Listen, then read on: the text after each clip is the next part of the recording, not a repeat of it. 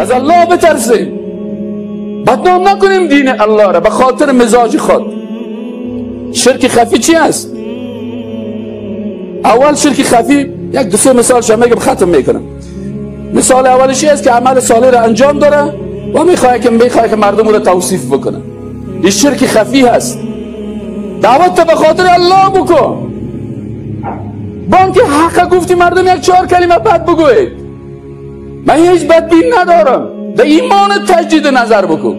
کمونیست از تو راضی، یهود از تو راضی، نصرانی از تو راضی، زناکار از تو راضی. هیچ کاری نکردی.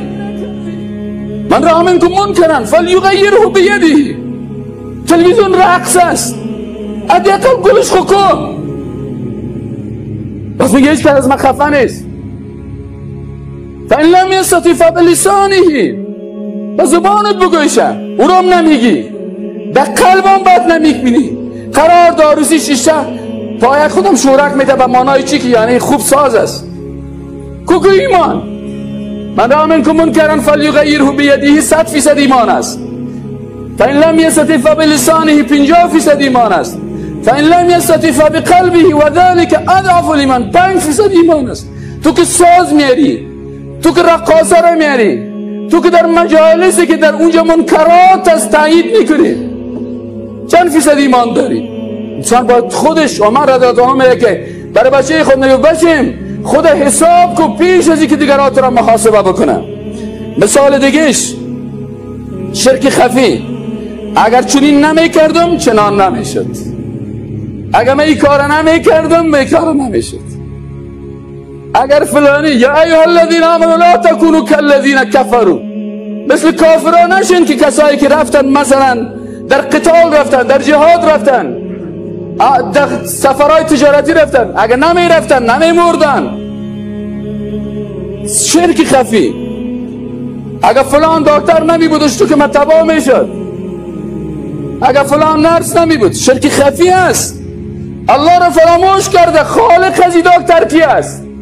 خالق از این نرس کی است؟ او را باید داشته باش. مثال سوم شرک خفی،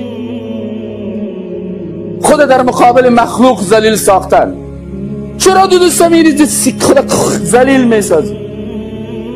شرک خفی هست.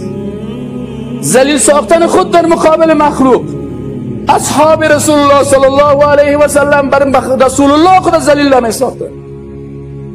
بذاری ببینید خدا کپ میکنه، 6 قات میکنه.